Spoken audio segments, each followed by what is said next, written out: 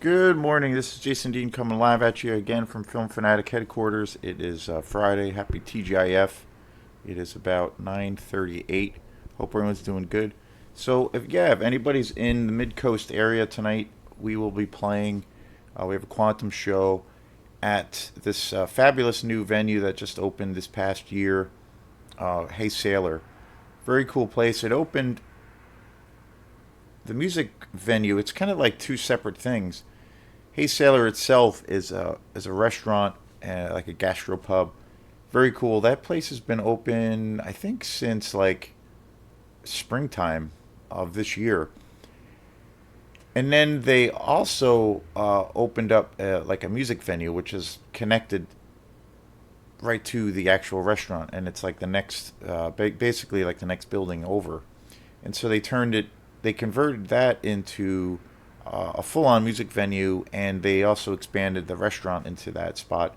And it's just an amazing place. So we're going to be playing there tonight at 7 o'clock. It's a free show, playing from 7 to 9. So come by if you're in the area. It'll be 2 hours of original electronica. So yeah, super excited to play at this brand new venue. So we'll see how things go, and hopefully it'll be a great time. So today is a show on a movie I've actually been wanting to get to, and I thought I had done a show on it on this movie, but I realized I didn't. And again, it's a thing of where there's for what I do with this channel and just my interest in general in film. There's an endless amount of movies that I want to talk about and things that I make little mental notes of movies that I want to get to and things that I don't want to, things that I want to try, and then things I don't necessarily want to venture into. Things I don't really want to venture into, which I feel like, I don't know, I just don't feel very comfortable with doing, is doing like basically reviews of movies every week. Um, I don't know, like I've mentioned it before, and I was gonna publish a video or upload a video about it, but I don't know. It just doesn't really get me excited, and it's mainly about reviewing movies just for the sake of movies. Just if I see a film and say I just don't really like, I have a lot of issues with it, or I'm not really excited about it, and it's more of a negative review. Uh, I'm not really into doing that. That's not something that really excites me.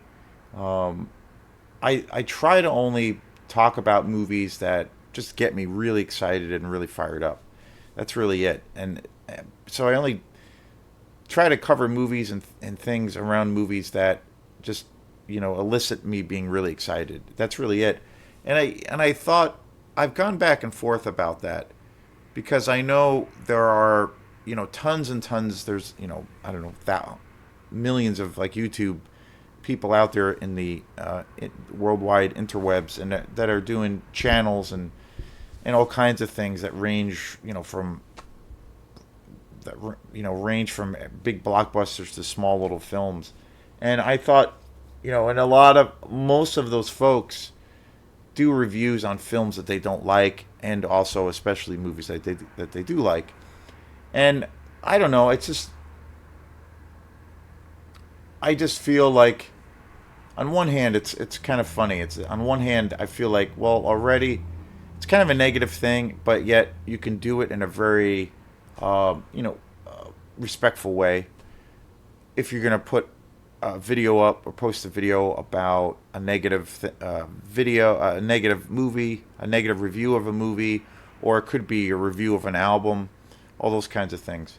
But to be honest, 9 times out of ten, I see that, but it's always usually set up as a way of where people are kind of just instead of just critiquing it and being respectful, it always seems like it's a thing of where people are just aggressively kind of really shitting on the movie or shitting on that album. And that, and I've seen that unfortunately from even legitimate reviewers, like people who actually are like legitimate fans of certain films or albums, and you know, but I often see it in a way of where it's not really done in a respectful way. It's used as a way of you know, like they're swinging a hammer, and I'm not really into that. I If I'm going to review something, and I have in a negative way, I try to be, I don't know, I try to be respectful of what's going on and who the filmmakers are. I try not to come across as like completely crass and to a degree, you know, like with a bullyish mentality. So, and I feel like, I don't know, most of the time that's how it's handled. The only guy that I really think does it in a real positive way, but yet he'll be totally critical at times of certain films, is Chris Stuckman. I think he's really great with balancing that and keeping it professional, not getting his emotions involved per se. But for the most part, I don't see that, and it's like always like a train, like a car accident, and I'm not really into doing that. So I just, you know, and then also the other thing is like I notice when I'm gonna getting an idea together to do a video and a show, I always I don't really I have a plan at times, but then I don't have a plan. But I kind of follow my instincts, and I usually realize, oh, I want to get to this movie, or I just watched this movie and I really was just generally excited by it. And when I get that feeling and I get excited, then I'm like, okay, I'm going to do the video. And that's what gets me excited, is just talking about movies that I actually really love. So I'm just naturally more driven to do that. That being said, I do when I go to the movies. Generally, I post. I have a lot of videos on this channel at this point of like movies that I have seen in the theater. I don't go to the movies like I used to. I used to go. I've mentioned it before. It used to be a regular thing for me, almost weekly. Now it's like, you know, maybe once a month, twice a month, or you know, it's pretty sporadic. But I still go to the movies when I do, and I always usually do a review of a movie that I see in the theater, and I tend to always do a review about a film in a movie that I've seen in the theater, whether it's a positive or a negative review. And so there are reviews of movies on here of where I had lots of problems with certain films or was very critical of certain films, and then also movies I've really loved. The like case in point, two more recent, relatively recent reviews that I did about movies that I saw in the theater. One was Killers of the Flower Moon, the latest Martin Scorsese movie. I gave that a very positive review, and just really talked that up. I'm going to actually be doing a specialty video on something else related to that movie, probably today. So stay tuned for that. And then another show I did a review of where I saw um, the Last Voyage of the Demeter, which is a adaptation of a few chapters or less than that from the Bram Stoker Dracula novel. That was well, sort of a mixed review, but overall a very I had a lot of things about that movie bothered me, and I had I overall gave it a thumbs down, if you will. So I just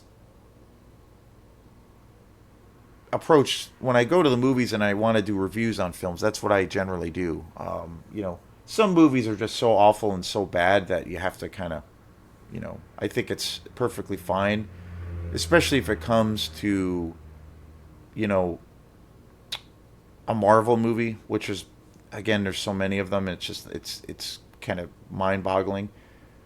I just saw too, like in a couple of weeks, Aquaman 2 is coming out. So it's just like literally every month, or 2 or 3 times a month, there's a new Marvel movie coming out. I can't even like keep track anymore. But I did a pretty negative review on the last Ant-Man movie, Quantumania, and that was the movie that really, where I checked out and I was like kind of done with all things Marvel as far as seeing new films. So I do, I do reviews of films of of in a area of where I can be very critical of those films. But for the most part, most of the reviews on this channel are pretty positive. Just movies that I'm really fired up about. So so today's show is on one of the greatest vampire movies ever made, and that is the original Blade by Wesley Snipes. This movie is just absolutely incredible. I just recently bought this. I think it was last year, early last year. I bought this on Blu-ray. I have numerous copies of this movie on DVD. I think I even have I think I have this movie on VHS. I have like two different copies of this film. It came out in. It's hard to believe that this movie's been out for as long as it's been. 1998, which is just crazy. 1998, with the iconic Wesley Snipes, Chris Christopherson, Stephen Dorff, one of my favorite actors. Uh, just fabulous. And it was directed by Stephen Norrington, who I just realized when I was looking him up, he's a British director. He directed Return to Oz, which I was like, holy shit. That movie is such a trippy movie. It's, of course, the sequel to The Wizard of Oz. And I just recently had a conversation with someone about that movie. And that movie is such an acid trip. And it's the sequel to Wizard of Oz. And I didn't realize that Stephen Norrington directed that. But that is an awesome movie. I want to eventually do a show on The Wizard of Oz. Not only I'm a huge fan of the book, which is just spectacular, but the movie, and then especially the second one. But anyway, so that was a nice thing to learn this morning. But Blade is one of the most iconic comic book characters. It's one of the it's arguably probably uh, and well, at least in the world of fiction, the darkest character. This movie, is super gory, super bloody. I feel like they did the character of Blade such justice by really showing, this world the way it should be.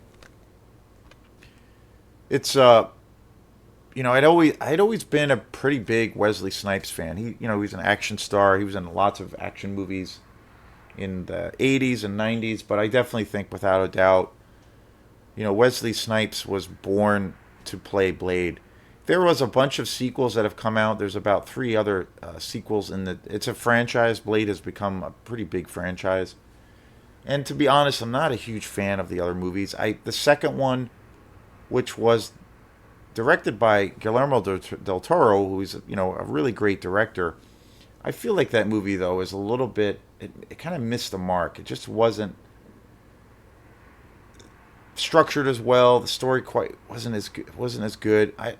Guillermo del Toro is a really great director, but I think he has I don't know, a pretty mixed bag as far as films. Some films he's done are just fabulous, like Pan's Labyrinth is a masterpiece. The Devil's Backbone is incredible. Kronos, I think, is an amazing film. But like films like Pacific Rim, some things about it are really good. Some things are just really a miss. And I don't know. It's a pretty mixed bag. Hellboy is good. The other ones, they're okay. It's a pretty mixed bag with a lot of his films. But anyway, I was super excited to finally buy this on Blu-ray. I'd never seen it on Blu-ray. I have one or two copies of it on VHS, and I have like two copies of it on DVD. I have a really good like collector's edition of Blade on DVD, and it's really great. It's really fantastic. It's really high quality. But I was super excited to buy this on Blu-ray. I got this at Goodwill, I believe, and the quality of this is just so awesome, and it comes with the same, which is cool at least. It would have been cool if it had a little bit more, more newer versions of featurettes or special features, but it has the same exact special features package that I have on DVD. But the quality and the transfer of this movie on Blu-ray is just simply spectacular. I remember I was like, I've always talked about my love of film soundtracks and film scores. I was obsessed, and I have the Blade soundtrack, and I've been always obsessed with that soundtrack. That's always been one of my favorites. I still listen to it. It's got, I think Blade has one of the greatest opening sequences ever in a movie, especially a vampire movie. There's the classic scene of where we're introduced to the vampires, this dark kind of underbelly of this whole clan of vampires that are inhabiting this nightclub. And there's this amazing scene of where these people go into this nightclub at night, not knowing that the club is completely run and occupied by vampires, and the music is just so badass. And when they go in, it's literally at one point raining blood, and it's like one of the greatest sequences ever. It's one of the best examples on how music really is such an integral part to the intensity of a scene, and it's so gory and just so wonderful. Steven Dorff, too, who I said is like one of my favorite actors, one of my favorite character actors. He's been in so many great movies. And he plays, I think, one of the best villains ever in Blade. Just fabulous. Deacon Frost. I mean, he's so badass in this movie. And Chris Christopherson, of course, kind of an American icon. Just such a damn good movie. And again, I've seen all the other movies. I think I own Trinity, which I believe there's three other movies, I believe, in the franchise, and they're okay. There's things about them that are okay or a little bit better than others, but there's also, like, I remember the last one being especially bad because there's like where we get to the place of where I think there's like this character who's actually playing the devil himself, and he's kind of like weird combination of like Satan meets like Arnold Schwarzenegger, and he's all jacked up, and it's like, or no, he's Dracula himself, but he's like this like built up like a bodybuilder, and it's like kind of ridiculous. And I think that was the last one. And I think Jessica Biel was in one of the movies. I think she was in Trinity. But I'd watch them again. I don't know. I had a lot of mixed things about them, but again, I could be proven wrong because that has happened before with, where I have been watching a lot of movies, mainly around the whole like Texas Chainsaw Massacre universe. Where I've revisited a few of those movies and I've been blown away by them. But I don't know. We'll see. But Blade, I think, is just hands down. I think it's one of the greatest vampire movies ever. I think it's definitely up there. For me, my favorite vampire movie of all time is Francis Ford Coppola's Dracula with Keanu Reeves and Gary Oldman, of course. There's so many great vampire movies. Near Dark, I think, is just amazing. The Lost Boys is amazing. The Addiction by the amazing director Abel Ferrara, which is, I don't believe I've done a show on that. I need to talk about that movie. I never hear that movie ever discussed. I really love another movie called Habit, which is another really low-budget underground horror film, vampire movie, directed by Larry Fenderson, who is a director, actor, producer. He's directed some really cool movies. He's acted in some really great movies. He's actually in the latest Scorsese movie, Killers of the Flower Moon. And he also is the founder of Glass Eye Pix, which is a horror company that basically specializes in all like independent films. And they were the guy that brought about the career of Ty West, who is, probably the best director right now in horror, who's responsible for the X trilogy. So lots of great movies, and another movie that I think is so amazing and so underappreciated is Frank Langella's Dracula from 1979. And Donald Pleasance is in that movie, plays Van Helsing. That movie is just so badass.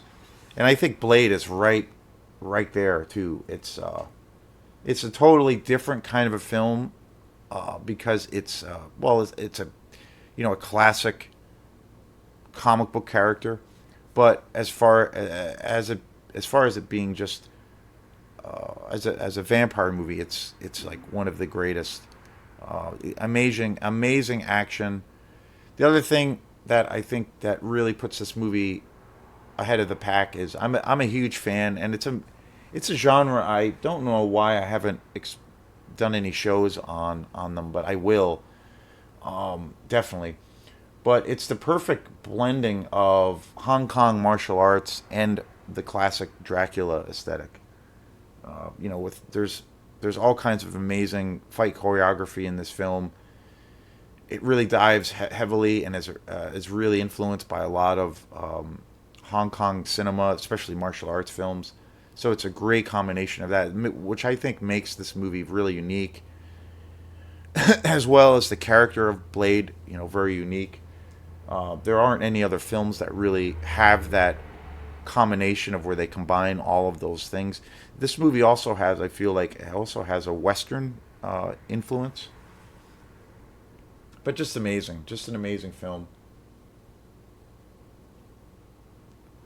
And there's been a lot of controversy, or not a lot of controversy, but it seems like it is pretty controversial. But there's supposedly a Blade reboot that's going to be put out at some point, but it's been in this production limbo for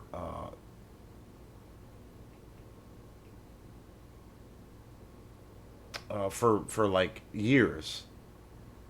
And the biggest thing that I heard about, and Marvel is supposed to be rebooting the film, and the biggest thing that I heard about this film was that it was not going to be rated R. It was going to be rated PG-13, which I was right away not excited at all by it, because the original is definitely a rated R movie. It's very gory. It's a vampire movie, and it kicks ass. And when I first heard that they were gonna re-release it, I was like, well, that could be cool. Um, but then when I saw that it was gonna get a PG-13 rating, I was like, I couldn't. I was, yeah, I was really shocked. And supposedly it's gonna be part of the Marvel Phase 5 universe, and I don't know. I I don't know about it because it just feels uh I don't know. The whole thing just feels taxing and exhausting. The one cool thing that I was excited about when I heard about who was going to be playing Blade was Mahershala Ali, who is a really great actor. He's been in some really fabulous movies. He's an awesome actor. I think he's actually one of the best actors working today. And he was going to be playing Blade, and he supposedly still is. But uh, from what I've gathered, there's been numerous rewrites to the script, different directors attached at different points. It seems like the movie is in a state of chaos, and I'm not really sure what to believe anymore. I'm generally not really excited, but the main thing is that it's going to be rated PG-13. There was this whole talk and all these rumors that Marvel, I mean, most of the Marvel movies are all rated PG, and so and it makes sense because a lot of the characters in the Marvel universe are not necessarily, um, you know, as well. I should say, like, when you take the with the exception of like characters like Deadpool, obviously, and Blade. Those characters are very dark, very violent. So it's to show their to tell their tales. It needs to be appropriate as far as the aesthetic and the rating. Those comics, Deadpool and Blade, they're very very dark, very violent and gory. So, and obviously with Deadpool, when they finally put that out, that movie's a masterpiece, and they just did that justice. Like, so, I mean, it's such an awesome movie. Ryan Reynolds was made to be Blade. But there was talk And obviously, the other characters in other superheroes that are in part of the Marvel universe are not as dark. They're not as they don't go to the dark murky depths like these characters do. So, you know, obviously tonality wise, it's a little bit of a different thing. But there was talk that they were going to start making movies, rated R movies, and it was supposedly going to start with the Doctor Strange into the multiverse. I think it was called. Not no, I can't remember the name of it. I haven't even seen it yet, but it was the last Doctor Strange movie that came out that was directed by Sam Raimi, and supposedly that movie was a lot darker, and really pushed the envelope. I heard that the movie wasn't very good, and I still haven't seen it. I don't know, but supposedly that movie was going to be the start of this new kind of darker tone that Marvel was going to be doing. But I've heard that that's not going to be a thing. So, which I don't know. Like, I can't really see, say, like characters like Captain America or the Avengers in like an R-rated movie. It just doesn't make sense. But when I heard, obviously, you know, the plans for the reboot of Blade, not getting an R rating, that was a huge turnoff for me. So I don't know. We'll see. But again, this film has been seen by many, many people and has been talked about. But I highly recommend seeing it on Blu-ray. This edition I have is just spectacular. Yeah, it's definitely one of the best Marvel movies. And again, this came out so long ago. This was like way before anything of where we're experiencing now, where we're just so inundated with Marvel movies left and right. But this movie is just so badass and head and shoulders above most films in the universe. So amazing movie. Thanks again, and we will see you next time. Peace.